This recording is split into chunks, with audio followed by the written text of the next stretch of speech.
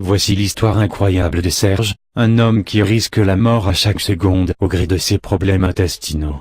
En effet, Serge possède une maladie rare, qui rend ses flatulences mortelles.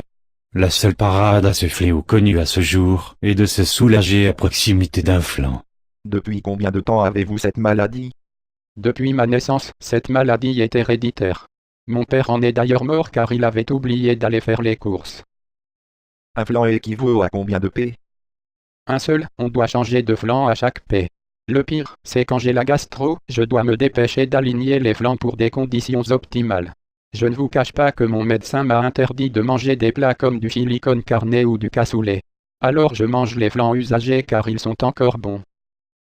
Votre santé varie-t-elle en fonction de la marque du flanc?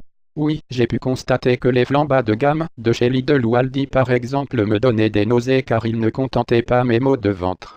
Les meilleurs flancs que j'ai pu utiliser sont les flancs de la marque Carrefour. Qu'en est-il pour les flancs pâtissiers ou les tartes aux flancs? Oui, ça fonctionne. Ça peut dépanner quand on ne trouve pas de flanc, comme une fois où j'étais parti dans le Limousin et je n'ai trouvé qu'une pâtisserie.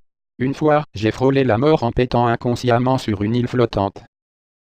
Du fait de votre maladie, la sécurité sociale rembourse-t-elle les flancs que vous achetez? Oui, mon médecin s'est arrangé pour mettre à ma disposition une carte spéciale, la carte flanc. Comment vivez-vous votre situation au quotidien? Dans les transports en commun, par exemple?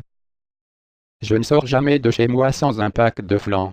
Naturellement, quand je suis dans le métro, j'essaie de me retenir, mais il m'est déjà arrivé de devoir flatuler devant tout le monde. Avez-vous trouvé un travail adapté à votre handicap? J'ai longtemps travaillé dans un pressing, mais j'ai abandonné cette voie car il n'y avait pas assez de flanc et j'étais obligé de me retenir. Avez-vous des amis?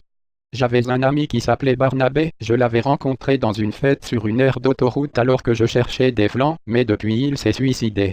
Il avait mentionné sur son testament que ses cendres serviraient d'ingrédients pour un flanc qui me reviendrait de droit. Votre maladie vous pose-t-elle des problèmes d'éthique ou religieux? Religieux, non, car on m'a enrôlé de force dans l'ordre des adorateurs de flanc à cause de ma maladie.